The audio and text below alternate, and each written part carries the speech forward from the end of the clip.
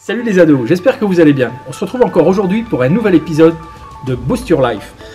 Aujourd'hui, nous allons parler de notre identité, de notre appartenance, de notre apparence. Nous formons un tout. Et si aujourd'hui dans notre société on se rend compte que de plus en plus nous sommes des numéros, que ce soit la sécurité sociale, que ce soit pour nos examens scolaires, que ce soit même dans les fédérations sportives où on est un numéro, je voudrais te dire une chose, c'est que derrière un numéro, il y a une personne. Et chose importante à retenir, c'est que jamais Dieu ne nous a considérés comme un numéro. La parole de Dieu nous dit ceci, et c'est important, il nous a créés dans le sein maternel. Il a voulu de nous sur cette terre. Et il a des projets pour chacun de nous. Il n'a pas dit tel numéro fera cela. Non, non. Il a dit Romain, j'ai une mission pour toi sur cette terre. J'ai des projets pour toi. Anaïk, tu feras cela pour moi si tu acceptes de te soumettre à ma volonté. Et tout cela, c'est important les ados. Parce que vous êtes exactement concernés par les mêmes choses que nous. Dieu a un projet particulier. Et nous appartenons à un Dieu vivant. Aujourd'hui, c'est important de savoir que tu es quelqu'un que Dieu a voulu sur cette terre. Et d'ailleurs, il y a un verset qui me parle, c'est dans les psaumes, et c'est David qui le dit, je te loue, ô Dieu, de ce que je suis une créature merveilleuse. La Bible ne nous dit pas que c'était un top modèle. La Bible nous dit que David avait conscience de qui il était, de cette particularité qu'il avait d'appartenir à Dieu, d'avoir été formé par Dieu, d'être voulu par Dieu sur cette terre. Et David avait découvert les plans de Dieu pour sa vie. Alors je ne sais pas si toi tu as découvert les plans de Dieu pour ta vie, mais sache déjà que la première étape, c'est d'avoir conscience de qui tu es. Tu es un enfant de Dieu. Si tu as accepté Jésus dans ta vie, tu es un enfant de Dieu.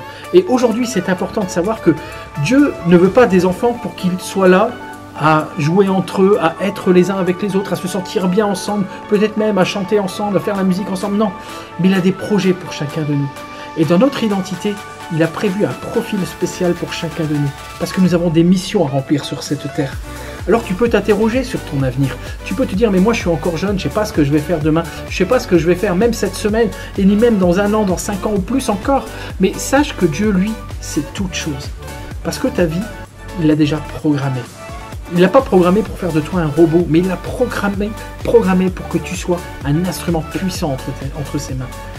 Cet instrument, il est lié à qui tu es. Ce que Dieu est occupé de développer aujourd'hui en toi, à travers ton identité. Cette identité à Christ, elle est unique. Parce que tu es unique. Et aujourd'hui, si tu t'interroges, fais confiance à Dieu. Fais confiance en Dieu. Tu as peut-être des doutes. Les doutes, on en a tous eu. Moi, j'en ai eu et j'en ai encore parfois.